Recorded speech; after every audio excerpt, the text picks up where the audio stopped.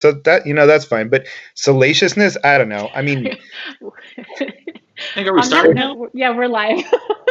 Okay. oh, We're just there you go. discussing salaciousness, so we'll see Yay.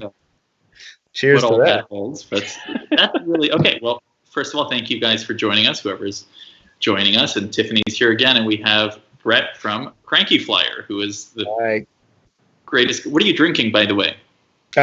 This is Brooklotti Isla Barley. So it's a Scotch. The look on your face tells me that I've said a lot of words. I mean, I'm having literally like $5 Sauvignon Blanc mixed with sparkling water, so I don't know what. Well, I mean, I could go get like some wild turkey or something if you want. It's not about the trashiness level. It's, I think, for me at least, I've realized I can't do that heavy of drinking this many days in a row. I'm not typically a daily drinker, but in the current environment, there's a lot of things that are changing. I was going to say, let's be clear. I feel like I'm in my 20s again. All this free time, hanging out on your every couch. day. No free time, just drinking every day. But the problem is I don't recover the same way anymore. So there's that. Yesterday we had in this household come to the conclusion we were over drinking, but that is off the table again today. So I think it lasted for one evening. I don't feel like you can overdrink in the current environment. I think that's just right. In fact, one of our first questions is from. Oh wait, can I do questions? That might be down. Too early to start drinking. No. I mean, I don't even know where you are. You might be in Australia and it's in the morning. I don't care. I see question. Okay. Tiffany, are you looking at the same question? Yeah. So I'm looking at the questions. Well, I don't know, Ben, where you're looking, so I don't know how I would know the answer to that question. I don't look at going great. But hi, so are you watching the YouTube feed? Are we doing another live stream about how to live stream? Are you like on Twitter? Like, are you on Instagram? Where are you getting questions? Yes, we're here. Okay. So yeah, we have Brett today. We are trying not to do another live stream about how to do a live stream, which is most of what we did last week, but we are getting better at it. So yeah, for those of you who don't know Brett, you are Cranky Flier. Do you want to tell us why it's Cranky Flier? Sure. Well, so it actually goes back ages ago here. Well, I mean, I've been doing this for almost 14 years now, I guess. You've been a travel agent since you were like 12, right?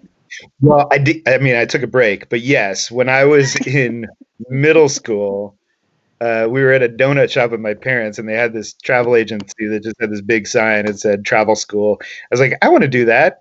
And they were like, you're crazy. I said, no, I'm not. And so I mean, I am, but that's beside the point. So we went in there and they kind of laughed it off. But then the owner of the agency, this, old school agency owner, he just gave me the OAG and said, here, can you read this? Like the old school, like thick OAG thing. And I did. And he's like, well, all right. So I went through the school there, and then I stayed on just booking family and friends and stuff when I was a kid. But the thing that's so messed up is Sabre is basically the same as it was back then, which is but yeah, so I did that, but I didn't start writing until 2006. And it was actually some friends that picked the name. A friend of mine who lovingly called me Cranky Pants. Ended up choosing the name, and it stuck. So, and now, I just have kept it. At this point, it's been so long, it would be crazy to change anything. But everyone always says, you don't seem cranky, and, that whole dance. I was literally about to say that. I'm like, that's the weird part. Yeah, you're the least seeming person on earth. Like, you make everyone else look cranky by comparison. So, I can be. It just depends. But this couple weeks has tested me. Right. And Brett also has Cranky Concierge, which is awesome. So he has I love it because it is actually a travel agent. Well, I mean, you're a travel agent, but your team is. But for like nerds, you're even useful because like if I call up Amex Travel and I'm like, hey, I'd like to do a mixed cabin itinerary or something. They're like, huh? Yeah. They don't know what they're doing. Your team knows what they're doing. So like it's awesome because you don't have to explain anything to them and they know their stuff. So I also love your services. Also, by the way, good luck getting through on a phone call to Amex Travel right now. So Right. That's a different issue. But yeah, we're all airline people, and or not even an airline background, but people who love this stuff, and we all have kind of know the drill on what we can do and what we can't. We do get people sometimes that just say, "Hey, I found this on Matrix. Can you book this?" And we can try. Sometimes it works. Matrix is getting a little. You're referring to me because I've done that at least like 10 times. Where I'm like, "Hey, so." Well, it's not just you though. We get other people too. But the problem is that Matrix, man, they just don't give it any love anymore, and it's so often it's not right, and it kills me. But I would say not just for people who are looking to ticket something complicated, but and you might regret this endorsement here in a second. But no, if you are someone who has like your assistant book and manage your travel, you should actually be having Cranky Concierge book it, because they also will keep track of it, and it's a really small additional fee, which I think is, especially in the current environment, maybe the best deal in travel right now. Sorry, Brett. Because it's your flights changed. We were keeping track of it, and now we fixed it, and then it changed again 5 more times. Well, the last couple weeks, it's been more like, now your flight's changed. Can you get a refund? I don't know. Let's see. Maybe you can. We'll do our best. But no, I mean, this, like, honestly, the last couple of weeks, as difficult and grueling as it's been for us, I think it's actually helped us for when travel returns again, because we've been able to show our value, and, nobody's sitting on long holds or getting hung up on or getting told different things by different people or trying to get a website to do something. I mean, we just handle it for people. And even for simple bookings, they don't have to worry about it. So it's, I think it'll be good, but we just need people to be able to leave their houses. That's a thing. Minor detail. I mean, we'll get there eventually, I hope. Speaking of not leaving your house, what are you watching on Netflix, if anything? Well, let's see. Last night we watched that Little Fires thing on Hulu. What's it called? The one with Reese Witherspoon. Someone out there knows what I'm talking about, but it's like a mini. No, it was pretty good. It's like a mini series thing, so I can't tell you yet because we're only like 3 episodes in. I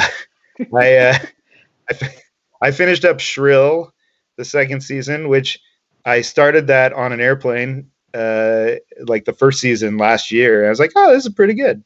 So, good on you, Delta, for showing that to me on there.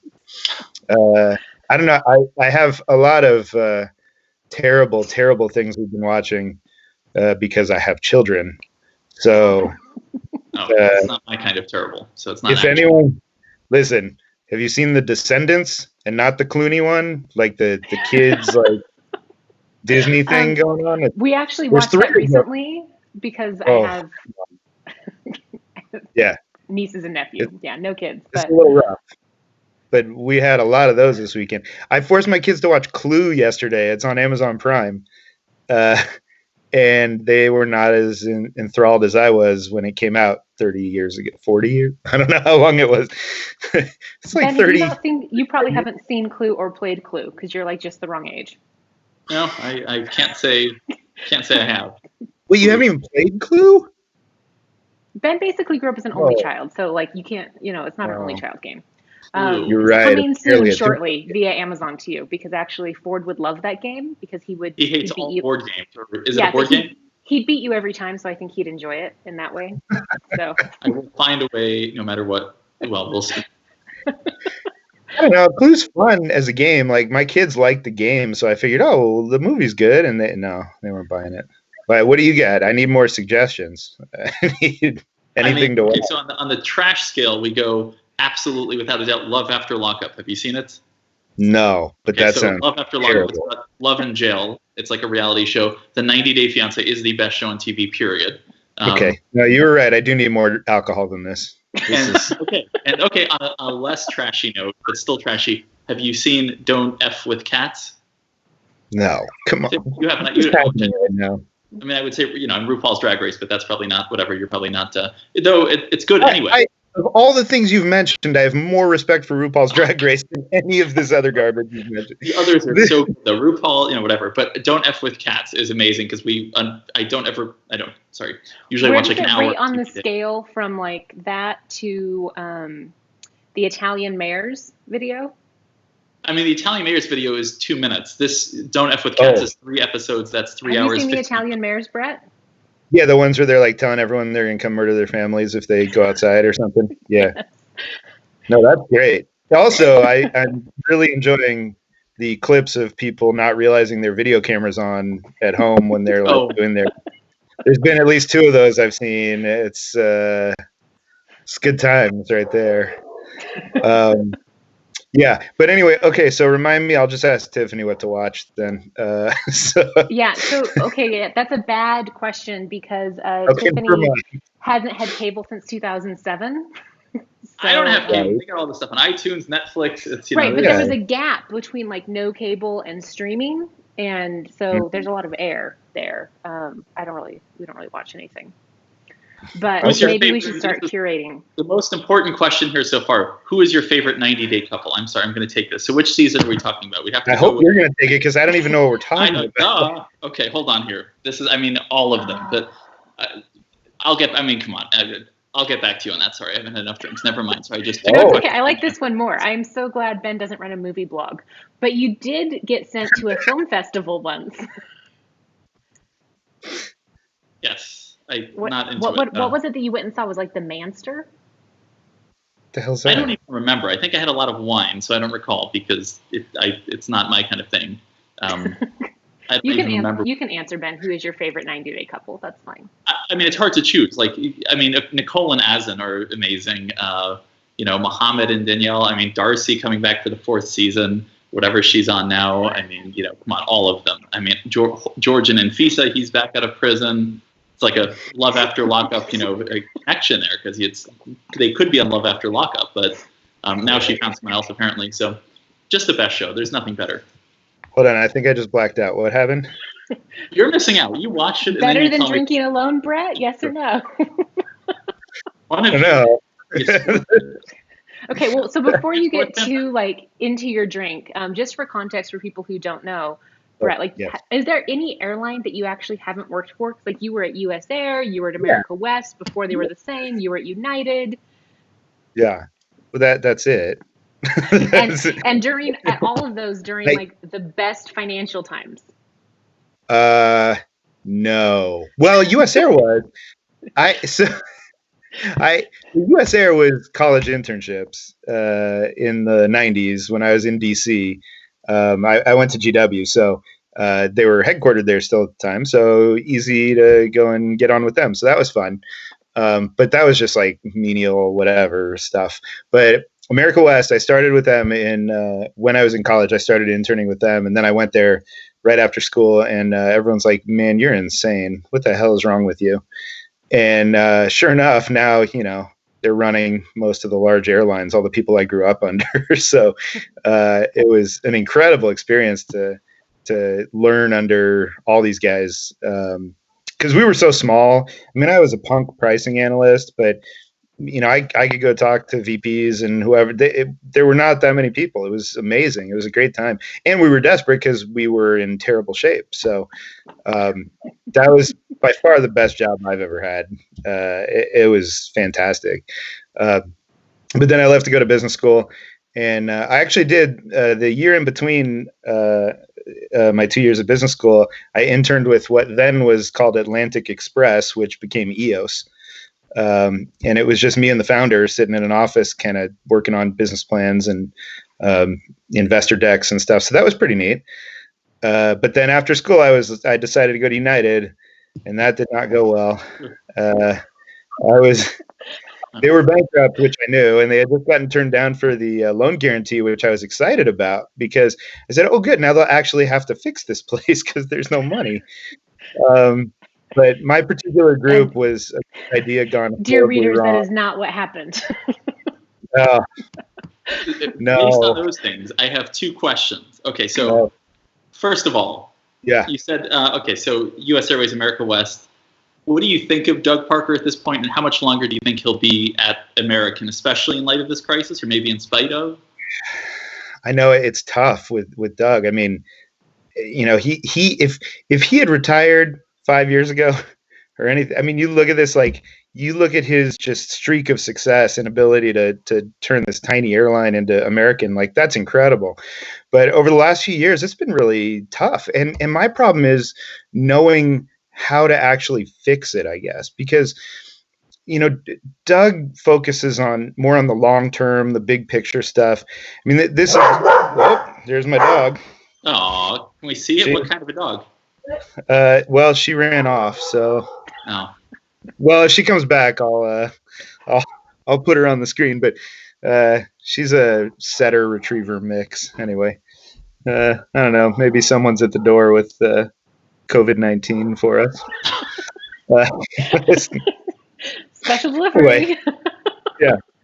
Anyway, so I think Doug is he's always been more focused on really the big picture stuff, and so some of the things, like, man, the "never lose money again" quote is, oh God, just the worst thing you could say for so many reasons. But I can also sort of understand why he said it, because he's trying to speak to Wall Street, right? He didn't think about, oh wow, this just gave the unions all kinds of power, and oh wait, if things do go wrong, this is going to hurt us when that happens.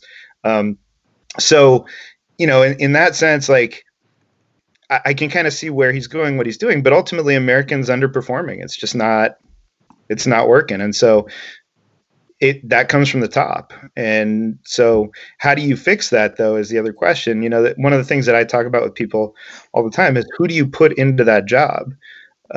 Because it's really, at American, it's the president's role that's running the airline. It's Robert Isom right now. If you put someone else in with no airline experience, that just has big company experience, whatever it is, as CEO, does that work?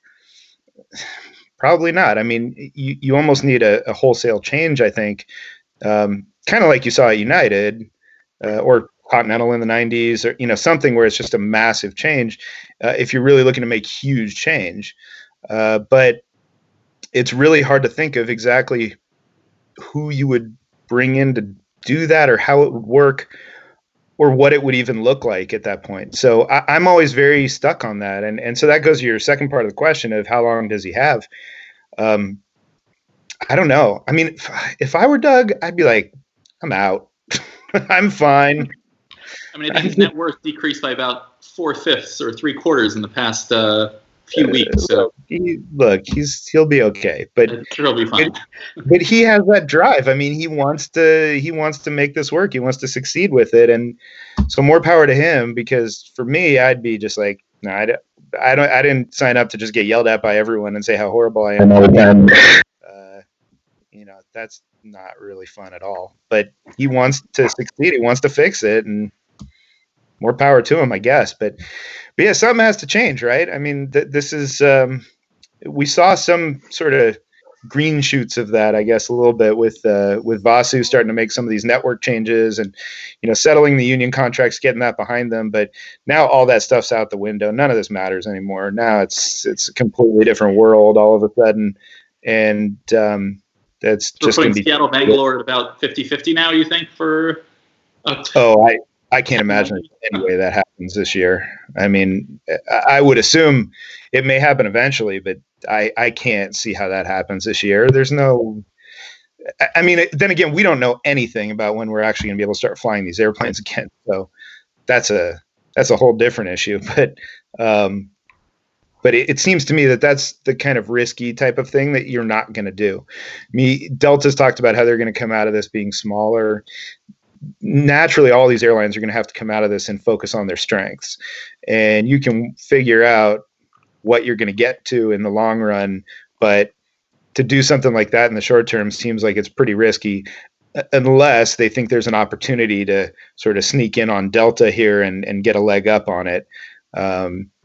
Which, if that could end the LA hub, then that might be worth a risk. But ultimately what American says is Dallas, Charlotte, National, right? Washington National. I mean, that's where their big money gets made. That's where they want to grow. And I assume that that's where they're going to focus their efforts when they get back to it. It's a thorough answer.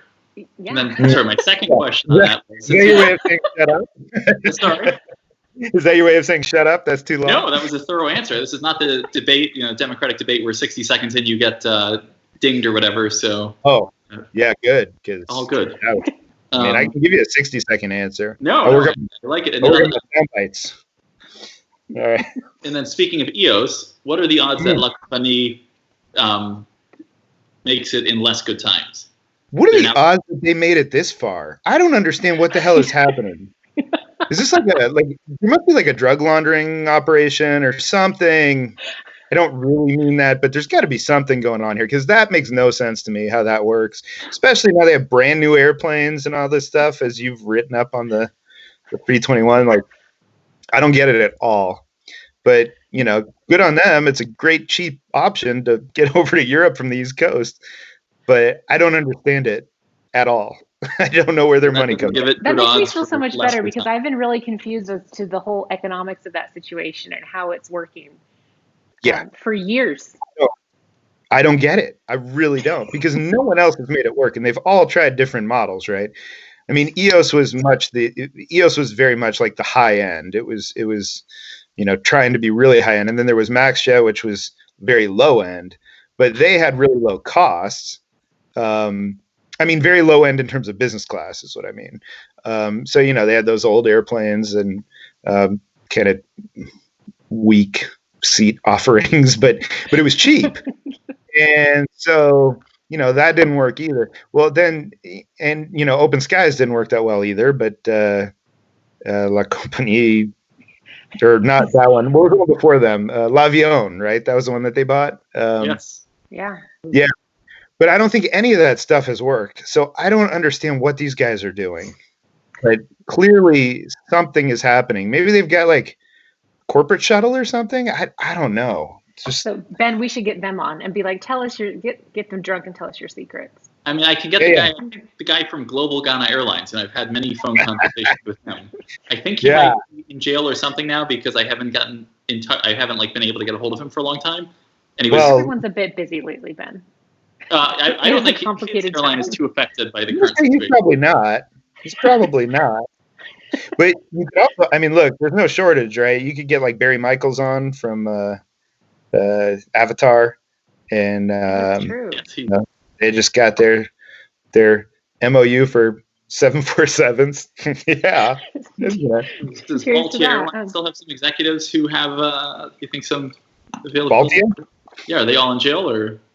I don't know. I mean, I just assumed that was a total just vehicle for money laundering or something. It didn't seem like there was any. An amazing concept, frequent flyer program, the Golden Rooster Club or whatever the hell it was. I mean, what could go wrong?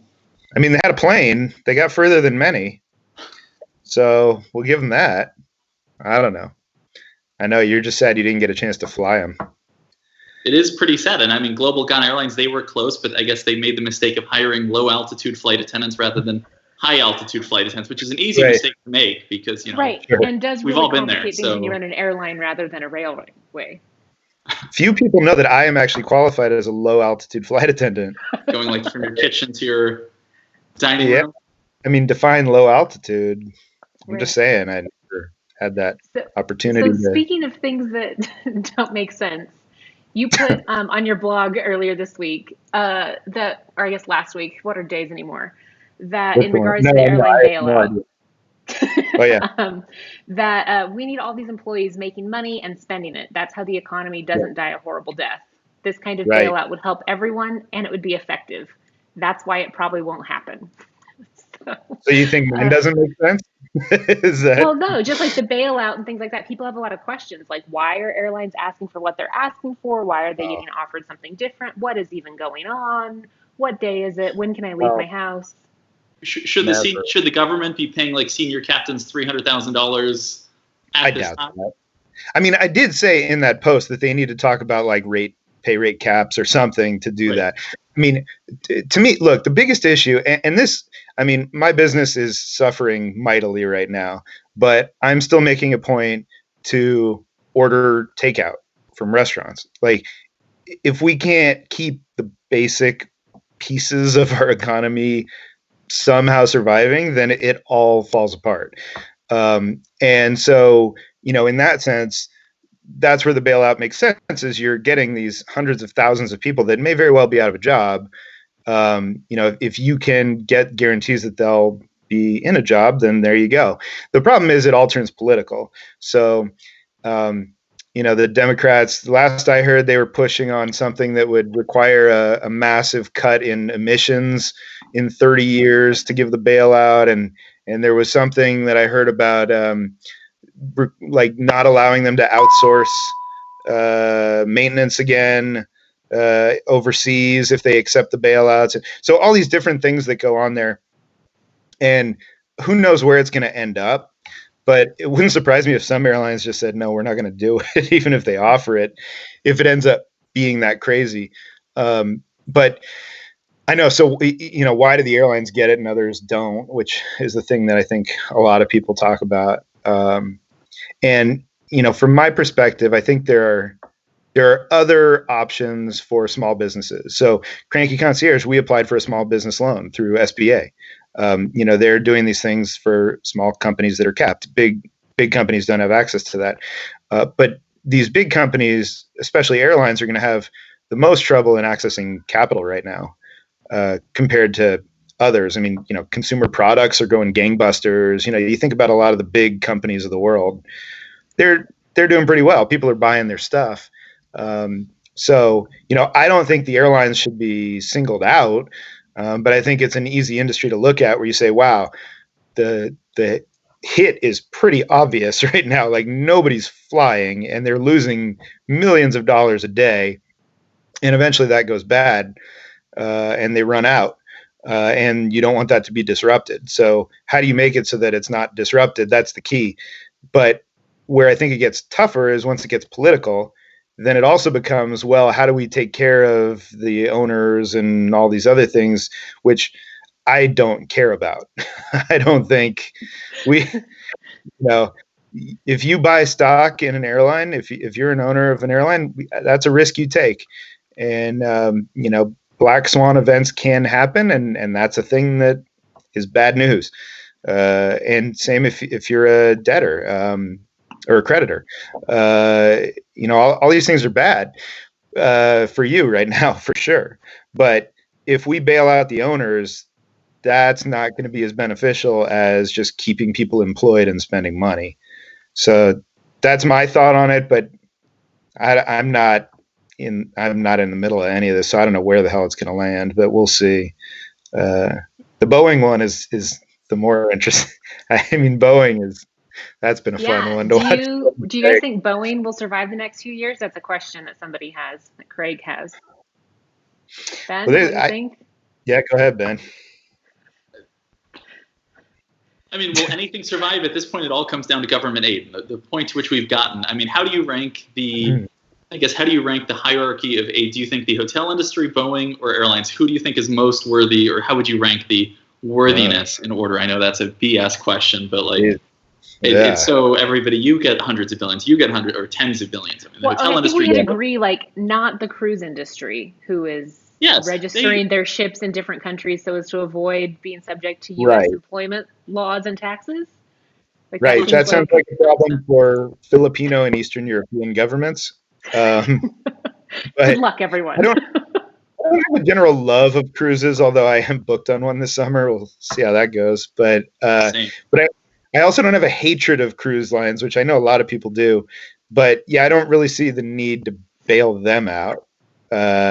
Because again, to me, it's about the workers, right? So hotels, that's a huge issue, especially you have these guys that are just going to be closing hotels. I mean, they're less. Obviously, not all the properties are owned by the big chains. Most are franchised or flagged differently, and so. To me, that's a more diffuse one that's harder to get. I mean, there's been a lot of talk about travel agents as well, that they should be bailed out for the same reason. Where our business suffers when. It sounds great to me, but again, it's very diffuse. If you don't have these, here are 4 airlines that provide everything. I don't think there's much sense in saying Marriott deserves a bailout, but Bob's hotel ownership group that is actually employing all these people at their properties, they probably need that more. Or deserve it more, and that's how you get things into the hands of the owners. But that's harder to do when you have many smaller ones like that. So you need more of these programs like the SBA programs and stuff like that. But I wouldn't know how to rank those. I mean, to me, government just needs to open up the pocketbook and do everything it can. I just wish we were in better shape, before this, and we hadn't been running up deficits the way we were and everything else. Like, gives you fewer tools in the tool chest, I guess. Yeah. I mean, as Delta said back in the day when they justified their higher elite tiers, they said when everybody's elite, nobody is. So if everybody gets a bailout, does nobody actually get a bailout? No, I mean, I think in this case, if everyone could get a bailout, everyone's better off. At that point, are we just taking wheelbarrows of money and we are to the supermarket and? Well, I don't think there's much of a risk of inflation right now because everything is so screwed. This is. Right. So speaking of nothing down the line. I was trying to make a clever transition from inflation to like traffic. You're very good at transitions, Tiffany. I'm trying. Us. Ford gave me props on Friday for channeling my control issues into productive moderation. So, right. Jeb Brooks, who he, for people who are watching who don't know, he does trip reports on YouTube, and obviously that's a complicated business to be in right now as well. So just wondering, like, how is traffic on your blogs currently, and how? I mean, Brett, you said extrapolating that past just the blog, but also you said you guys are really busy. You're just doing like cancellations like crazy. Yeah, well, so on the blog, I know I hate to say this, I rarely look at my statistics. I write because I like doing it, but the concierge business has seen just a huge decrease in anything, of course, because we don't have people flying. And honestly, and this is a post I'm working on right now, but the more that the airlines keep changing the rules and saying, hey, we're going to cancel your flight and you're not going to get your money back, that discourages people from buying things further out at this point because of the uncertainty. So I can understand it. People are just really anxious about it. So in that sense, traffic's way down. I assume, I mean, I could probably look this up, but blogs are probably way up because no one has anything else to do but read crap on the internet. So. Or great quality content on the internet, Brett. Yeah, I didn't mean crap. What have you guys seen? You look at that stuff more than I do, probably. Are you guys seeing bump and stuff at all? Or, I mean, traffic has been through the roof in a good way. Like I think Friday was possibly, Tiffany, was it the busiest, highest traffic day ever, sadly, on the blog, which is not at all by design. I mean, it's just write about what I find interesting, and that happens to get a lot of traffic right now. But well, when you go to a resort that you have to kill yourself to get to, people are very excited about that. And I think right. But I think on both days that was the lowest for other people who are in similar situations to know, like, traffic is not revenue in this environment, and so that's well, that's a lot true. Of views that they're not necessarily super profitable. Oh wow, yeah, look at that. I'm pulling up my numbers now. Oh, right. Hey. And then you'll pull up your AdSense and you'll see that the lines actually cross. Like traffic is going up and revenue is going down because it's like the CPMs on ads now are like fractions of pennies. That sounds likely, but yeah, no, traffic's pretty solid right now, so that's cool. I should pay closer attention to this. It's very sad. We are, though. I'm putting this out tomorrow. We're actually launching. So I know I've seen you guys don't do this as far as I know, but there are other places where people are asking for money, just like donations, to support things when times are tough.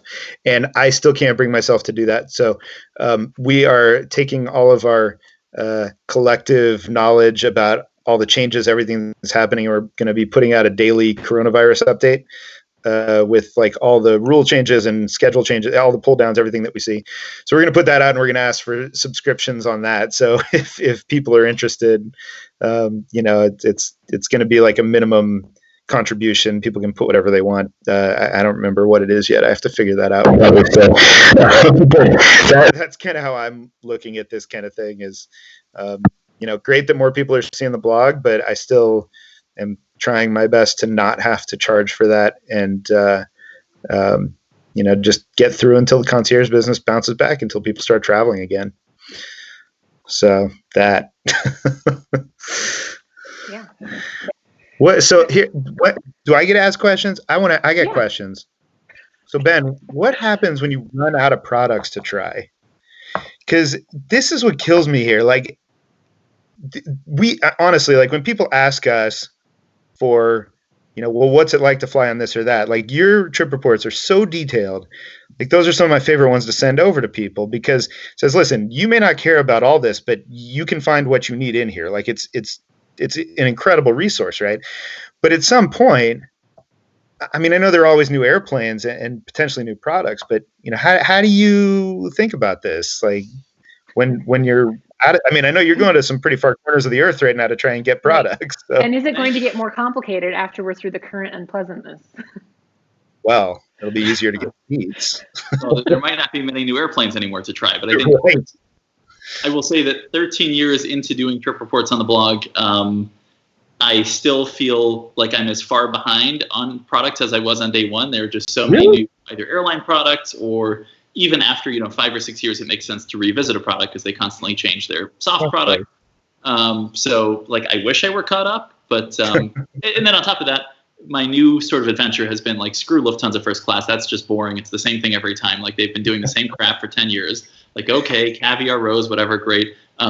What's exciting though is, you cannot beat the thrill of like either Pakistan International or TAG Angola or Royal Brunei trying a new airline. That really is the most exciting. So I would agree, man. I loved reading that TAG stuff, especially the second flight. That was some messed up stuff right there. That was a fun one, and so I have so many I'm excited about. Like, I really want to fly Air Peace, from Lagos to Sharjah. That's they've only had like 3 737 landing gear collapses of their like fleet of 6 in the past year. I mean, I have a proposal for you. I think you should try and hit every airline on the EU blacklist and see how that works. No. Yes, that's a great idea. We should not do that. I'm in. It's a terrible business plan, Brett. I mean, Brett like half of them are in Congo. Yeah. I am so in. And I have long said, for the record, for anybody who is not aware of this, I've long said that there's no airline I'm scared to fly, just because the most dangerous airline, in my opinion, is safer than just about any car. Like, I don't get in an Uber and look up the like consumer rating safety test of that specific make or credentialize the driver in any way. So I don't do the same to airlines. I mean, I don't know, man. I would not fly any airline in Congo or probably Indonesia outside of Garuda and maybe AirAsia. It's more fun when, it's an adventure. Okay. Tiffany's having heartburn right now. She's Right. I'm having a cocktail in one hand and I'm researching key man insurance with the other hand. No, I would fly TAG. They're fine. That's not like, I'm talking about like the bottom of the scary barrel here of things, not like TAG. Let me know what airline I'm in. I'll book my ticket. I'm in. Well, that's probably the hard part, is finding a way to book tickets. Right, because IATA is like, no, thank you. No, thank you. There are some things we don't want do. any of this. All right, I'm gonna.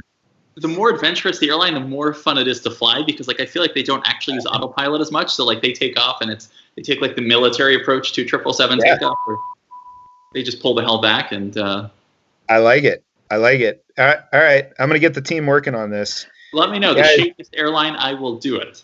Guys, look this up. If you guys are looking right now, because we probably don't have any passengers right now, go find Ben an airline to fly that he has not reviewed. This is our top challenge right now. The second this coronavirus thing is done, I am in. Like, I am booking it. And now you're putting restrictions on it. That's just. Am I supposed to go now? # social distance. # Aren't you in Florida? I thought in Florida people did whatever the hell they wanted. Like, everyone's on the beach being idiots. I'm not at the beach. I'm in my freaking place, not leaving. I'm going crazy, and I say that as an introvert all day.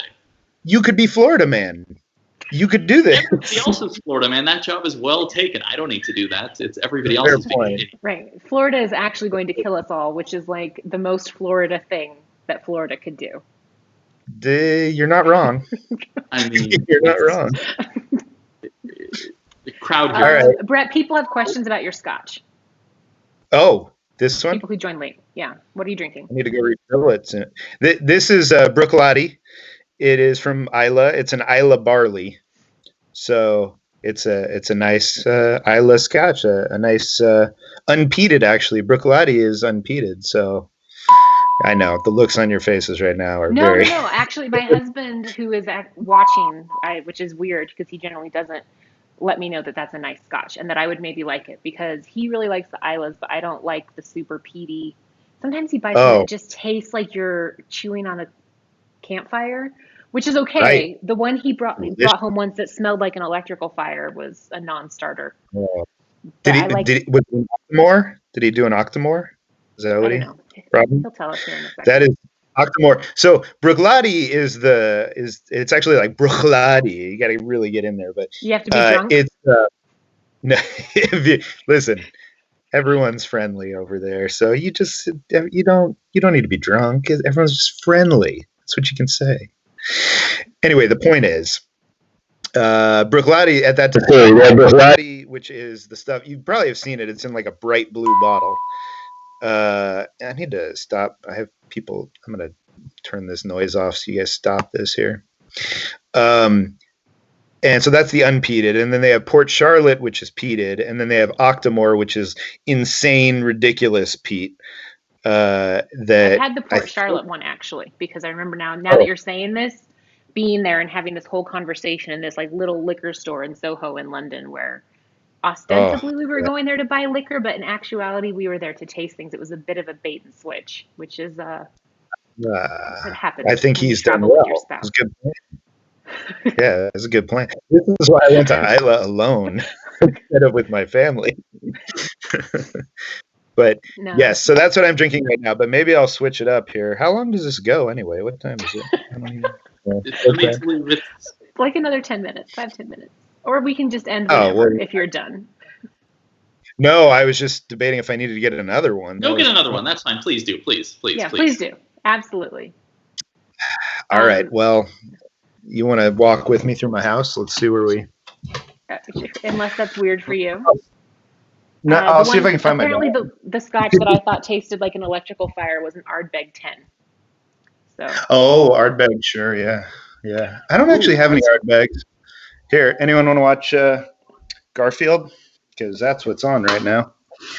It's a good show. Here, well, you are watching it, guys. Oh. Here. Air Kenya. Florida man flies air choreo to social distance himself from West. That's a great headline, Matthew. I can see that. Wow, Brett, you have like a whole bar setup going. What's that? That's my Scotch collection. So I'll go this time. I'll move it on up a little here. Something else. I'll go with the Kilchoman, the Macher Bay, which is definitely peaty, and it's not something you would like, Tiffany. Sorry. Okay. But it's delicious. Is this now MTV Cribs? Yes. Yes, it is. Yeah.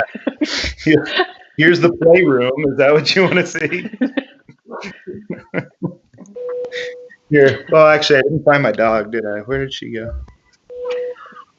I don't know where she is. Well, sorry.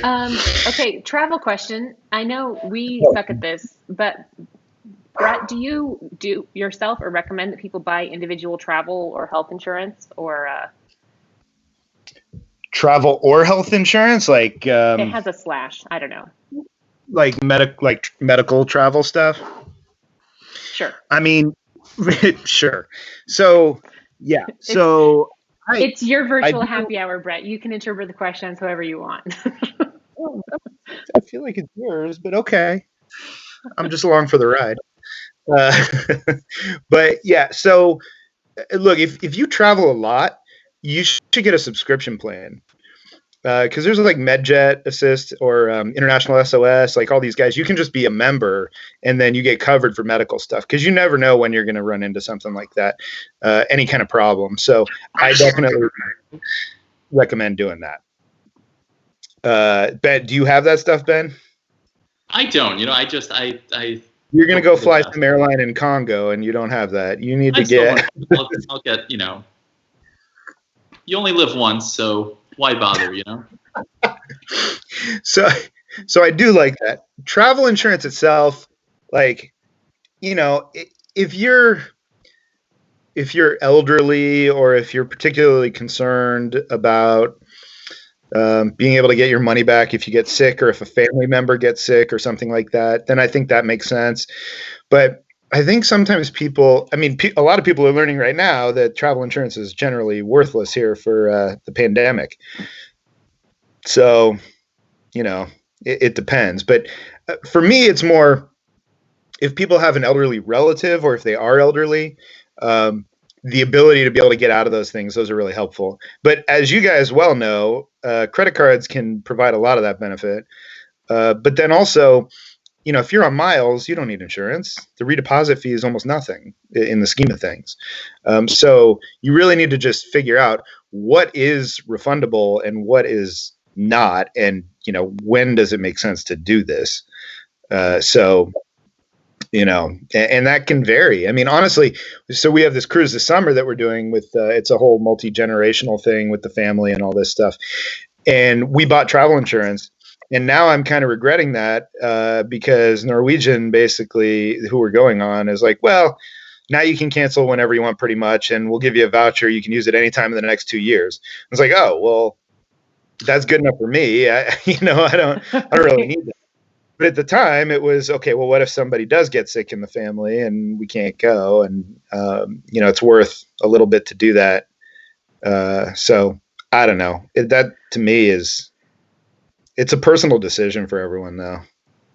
I think on the topic of medical insurance, so part of the reason why Ben and I haven't done it, if you're like an adventure traveler and you're doing like diving and rock climbing, you probably need that medical evac, if that makes sense. But for just like normal people doing normal activities, it's not as necessary, maybe not as necessary. And B put up a good point. She's like, you know, if you're an American and you have to get healthcare somewhere else, you'll probably be really pleasantly surprised with your bill. And that happened to us. True. We were in Australia and sorry, Nick, my husband fell down the stairs in our Airbnb because he was distracted. He just got out of the shower. And we had a gigantic. Was he trying to was he trying to go get scotch and you were like, oh, you're going to fall down the stairs? No, he was dead cold sober, but we had this very large, like bigger than a dinner plate spider in our Airbnb. Apparently those are the kinds that are fine to be in the house because Australia. Right. But obviously he was concerned. So he was looking at, we named her Dolores to see if she'd moved while he was in the shower. And in the process of doing so, he fell down the stairs. Dolores? That's what we named the spider because she was there during our entire the spider. Okay, sorry. Yeah. As you do. Yeah. I mean, you have a roommate. What are you going to call them? You got to have a name. Sure. Which is also, by the way, my tip for working at home with your spouse is to have another coworker, a third coworker who you can blame for like leaving dishes in the sink, you know, be like, oh, it's, you know, I blame Charlotte's just a slob, whatever. Anyway, so he fell, he had to get stitches.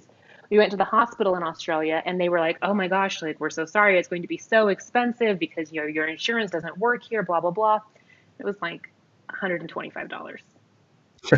And they were horrified for us. Like the Australians were horrified that we were having to pay that much out of pocket.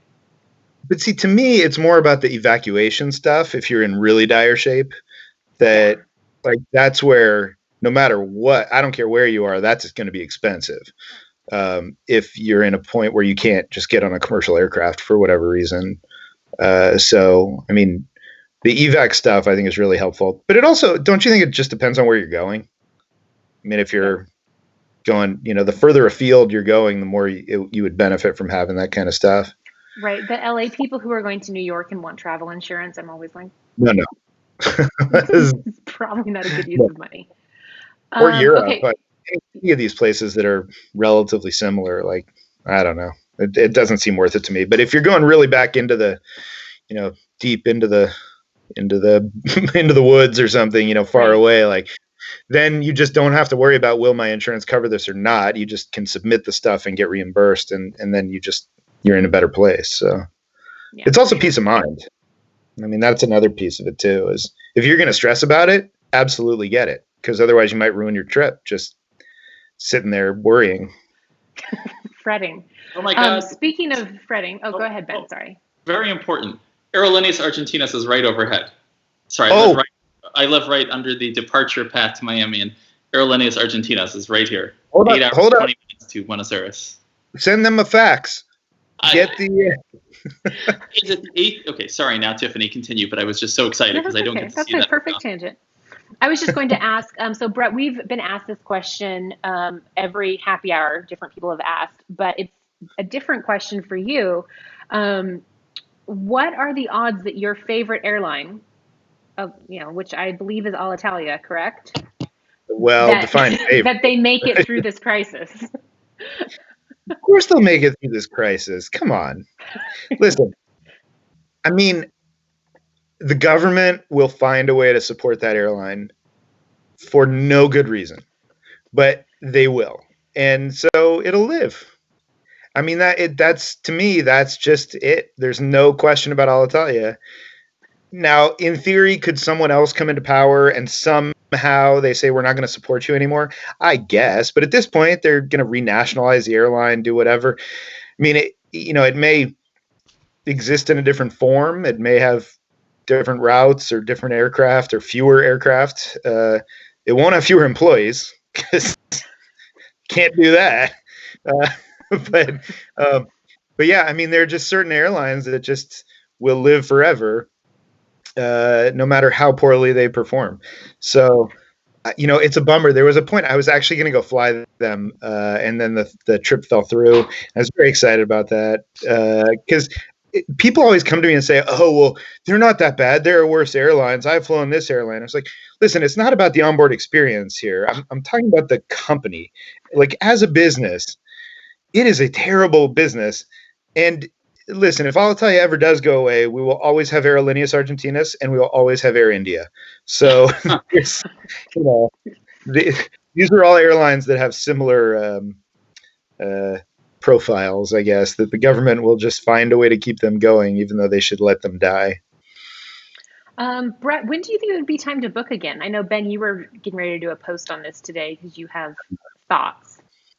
You don't have to give them away now. I mean, you can, or I can just tell people to tune in later on One Way at a Time. Yeah, let's let Ben tell it. I'd say right now, come to Cranky Concierge. We will be glad to help you. No, but what do you think, Ben? I'm curious what you think. Well, so I mean, it's tricky because, for example, we had some trips booked we were going to go to Peru this week and we were going to go to Namibia in like 6 weeks. And we know realistically that's not going to happen. Like South Africa, we were going to go through South Africa and they have a travel ban through whatever, end of April or something. Right. So the challenge is a lot of places, though, are not actually refunding travel, but rather are only like letting you rebook within 12 months or through the end of the year. So kind of I'm finding myself in a situation where I don't want to wait to replan it until it's like too late. Hopefully they would extend it again. But my point is I'm starting to put some thought into when to plan travel again. And my first thought is I don't want to do anything that requires calling an airline because there are people with higher priority things that need to get through when it comes to making changes last minute. So, doing stuff I can do online. But in general, I'm kind of starting to lock in things for nobody knows how long this is all going to last. I would hope by this fall things are better, but who the hell knows? Maybe we'll stay inside for the rest of our lives. But I'm hoping for the fall. So I've started Brett has kids. He doesn't want to hear about staying inside for the rest of our lives. He's like, when is school back? So I've started to book some stuff that I can cancel easily. Like, for example, now airlines have a bunch of award space suddenly. No clue why, but oh yeah, shock. So for August and September, I've locked in some award seats. I found that I can ultimately cancel for $50 if I need to, through Virgin Atlantic Flying Club, useful award seats. And we replanned our trips to Namibia and Peru for October and November. So that's, because one of them needs us to use it by the end of December, I guess. So anyway. To be clear, Namibia is not that far from Congo. So. Oh, I have not booked the flights yet. So let me know if there are, I'm in. Or what is the airline that has the ex-Virgin Atlantic A340 with 2 business class seats in the middle? Oh, right. Who was that? Whatever it is, that is the airline. I need those 2 business class seats. No window shots, though, you'll get. It's just... you can be the only person to board. I mean, you can board first, right? That's what it's about. I mean, if you're not first, you're, Right. So I think I'm probably in about the same place as you, just because the airlines have been playing so many games with stuff, and that's been such a problem. Is, I would say to other people, start booking the summer if you felt confident you could get a refund if the airlines don't fly, because why not? I mean, fares are good. You can get out there and you can book hotels that are refundable, and you don't have to do something that's absurdly expensive. Like, that's a great idea. Get out there right now. No one else is doing it. The problem is you just don't know if they'll let you get your money back. And so that has given me pause when people ask me this same question, when to do it. And I mean, I tend to think, there will maybe be some places this summer that you can go. Maybe the U.S. will not allow that. It might be elsewhere. I mean, we just don't know. It might be elsewhere doesn't want us in. Well, right, exactly. We don't know what flights will actually stick. So if you book one now and you plan travel around it, I doubt whatever schedule shows up now will actually stick, because I think overall demand will continue to be down for months, and airlines are obviously taking a day by day, or actually hour by hour approach to canceling flights. You look at Emirates canceling all flights, then bringing back service to 15, and then the next day. Especially when the guy's also the head of the Civil Aviation Authority and he's the head of the airline. Like, I would understand how that would work if. Right. It's all politics. Somebody. Your take on that? Well, I mean, look, what it looks like to me is they said, okay, this is very bad. We need to just shut it down. Cool story. Then someone was like, hey, man, you can't shut it down because I need to go get a medical procedure, or I need to go shopping, or I need to do something. And so they brought it back 90 minutes later. But then today, when they just shut the whole thing down, like, then it was obvious, right? So I don't know if it's like a guy on one side, like, no, don't do that. Yes, do that. I don't know if he's like talking to himself or something. But like, we've been telling us at United, where it was, 24 hours later, Friday night, it was nothing. And then they're like, never mind, daily flights to 6 destinations. Right. Which honestly, I mean, I can kind of understand that now that we see this. I mean, we had someone today that came to us who their daughter was in quarantine because they were somewhere else, but they're in Australia and can't leave for a little bit longer. And frankly, there's no other way to get out of Australia. I mean, maybe you can go the long way around and hop your way around, but pretty much everything is going to be gone for some period of time. So for United to have one flight that remains, it's nice to at least have that opportunity, because you will have stragglers that need to get out. But Emirates, I don't know. I mean, they had a pretty long list of countries that they added back in there from whoever put the pressure on. I don't know. Right, but then they unadded today.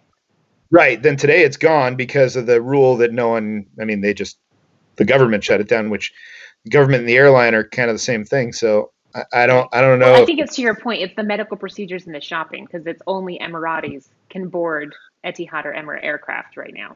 So, well, but they're not even allowed to leave anymore. They can come back, but they can't. Yeah, I mean, it's a.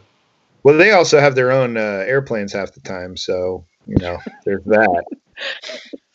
I mean, that's the most fun part of going up toward LAX. It's like, ooh, it's a Qatari airplane. 747-8, so beautiful. Yeah, some nice airplanes, that's for sure. Yeah. But yeah, I don't know. I don't know the deal with Emirates, but it's not just them now. I mean, what the UAE is doing. I mean, Hong Kong's done that, Taiwan's done that, Singapore's done that. No transit, none of these guys. Everyone's just kind of walling off their borders right now. So you just get, at best, a skeleton operation. At worst, you just shut it down completely, which is pretty sobering to think about. And you said that last week. You're like, all of a sudden, we just don't have an airline industry anymore. But is that sort of what you're leaning towards? Like, let's just shut it all down and then collect our thoughts and start back up? Yeah, we should. I mean, we should either shut it down, or the government should say, all right, we need these routes to be flown and we're going to subsidize these specifically, or something like that. But the airlines are bleeding. There's nothing that they're flying that's making money right now, best I can tell. And they've cut back to some extent. But you saw, what was that, a week ago, when United said we're going to cut our schedule by 50%, and we're still expecting a 20 to 30% load factor. That's not good. that's bad. just to be clear. But no, I mean that, you can cut it further, whatever, but ultimately you're still just not going to have much reason to fly. You could say that Washington, I'm sure some senators have said that Washington needs to have flights to certain cities so that they can go home and do what they need to do. But there's not really an economic reason for them to keep flying. And then when you add on top of that, the way that the government's reacting when there's any sort of case that's found in any of the air traffic centers or in a tower or something like that, and then they just shut it down the entire tower. And right, we had the New York Center was down and people had to go around it, and oceanic traffic was canceled for a while, and what was it, the Vegas Tower, I think, and then the Midway Tower had it. When you have that kind of thing going on, I mean, how can you expect an airline to operate that way? And then at the same time, you're exposing all these people that are working, whether it's at the gates or whether it's on the airplane as pilots or flight attendants, whatever. You have a lot of people that you're exposing to things, and they're doing it just to keep the thing running, but there's not really much of a economic reason to do it. To me, it just seems like the government should say, this is the skeleton we need and this is what needs to happen. My assumption is that the airlines are waiting to cut back more until the bailout all gets worked out, if there's going to be one. And maybe there has been one and I've missed it in the last hour. But right, nobody wants to be first. Well, it's also posturing. I mean, you're telling the government, okay, well, we'll keep all these people employed if you give us a bunch of money or whatever it might be. I think, the airlines don't want to make a dramatic move. Well, God, all these moves have been dramatic, but and even, now we don't even think twice about it anymore. But I don't think they want to make these really drastic moves until they kind of understand the terms of the bailout and what they're figuring out here. But that's a tough one, because you want to keep some lines of connectivity open, but there's no economic reason to do it right now. So how do you figure out what to do? I feel bad for everyone who's trying to make those decisions right now. Well said. Scotch helps you to say it better, so that one's wrong. That's the different one. Yes. Okay. I don't know This is the Kilchoman. This is Scotch. Is it? You said? Yeah, Scotch. Don't know anything about Scotch. Well, we did go on that. We went on that Scotch tasting experience. Then remember? Which one? When we were in Edinburgh that New Year's. Oh God, wasn't it you? The eye roll, that everything there. Otherwise. Wait, have you never flown Logan Air? No, I need to do that. The shortest one, is it?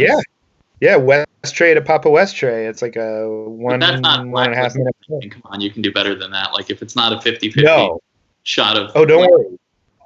I'll do better than that. You still need to fly them. I love those guys, man. When I flew them from Edinburgh to Isla. It was on a Saab 340, and it's incredible. They have these like tartan-colored headrests, like they're all different with different patterns on them. Really cool. It was this big burly old flight attendant who I couldn't believe could fit down the aisle on a Saab, who was just the coolest guy. And he's like, I used to fly for British Airways, but I'm Scottish, and I don't want to go deal with that crap anymore. So I just fly around home and have a great time. And that's a really interesting little airline to fly. How do you get to? Wait, where is this? West Papa? I forgot the name. Oh, that Papa West Tray to West Tray. How do you get to the starting point of that? That is a giant pain in the ass. So it's not like it's from a major airport. It's you have to go somewhere and then somewhere and then somewhere and then you go. No, that's right. And I think it's even a circle trip. But let me hold on. I can also Google this, but you can. But I'm going to remember because I'm going to say something wrong otherwise. And I know it's here. Let's see. Oh, that's right. It's out of Kirkwall. Oh, clearly. Okay. Which is another island up there. This is north of Scotland, so it's way up top up there. And I believe, I think it flies out of Kirkwall, and I thought it might be a circle trip, like into one, over to the other, and then back. But it's, and those are on Islanders, I believe. So, and then there's also, you can fly into Barra, which is the one where you land on the beach when it's low tide. That sounds fun. We should do that. Yeah. 40, what is it, like a minute flight, 2 minutes or something, or how long? The one from Westray to Papa Westray, yeah, it's something like a minute, 1 to 2 minutes, depending on the wind, I guess. And is there no like boat that you could logically, like, what is the actual? I think there might be a ferry in the summer. I mean, it's choppy. It's a rough waters over there. But it is. I think you might be able to take that ferry. But why would you do that? You wouldn't do that. I would not. I'm questioning hopefully the pilots are not paid, by the hour for door close time, because that would be, a lot of flights, 200 flights a day to get their hours in. I can't tell if Brett is frozen or if that was particularly They are thoughtful. paid. I will tell you. Did I freeze? For a second. Back? No? I'm frozen? It's almost bedtime over here because 90 Day Fiance, there was a 90 Day Fiance. There we go. See, so 90 Day Fiance was last night, and I watched it on iTunes, so I watched it the night after, and I'm very excited to see what happens tonight, especially with Rose and Big Ed and Tiffany. Yeah. Thank you, Brett, for joining us. And yes, thank you so much for joining us. I hope we're all busy again soon. Thank you, everybody, for staying home with us. Yeah, this is fun. Day drinking is good. This is not day drinking. Like, I don't understand. It is on the West Coast. That's why we had to start later, because I can't do this, like, ending my productiveness at 2:45. Well, I can't do that if we're going to do this for the duration. I don't know, but, I feel like we're going to be doing this for a while, so I'll come back in a month or two. And a month or two? That's a long time. Oh, my God. No, that was my point, is that, yeah. Maybe I'll just grow the full, just grow it all out by then. I shaved my beard like a couple weeks ago. I had one just because I get bored in the winter sometimes. But now my hair. Still in Southern California? Well, there is winter. We've had a very wet, rainy March. It's been delightful, I have to say. Getting bored in the winter sounds more like something, someone who's stuck in like 8 feet of snow rather than someone who's, just something different to do. But whatever. Look, I got to go steel myself. I have to go out to the supermarket for a weekly run here. So it's, on the way out and the way in. And good luck. Yeah.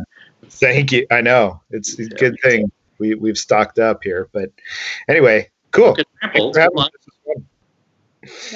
righty. Cool. Thank you, guys. Yes. Thank you guys very much for tuning in.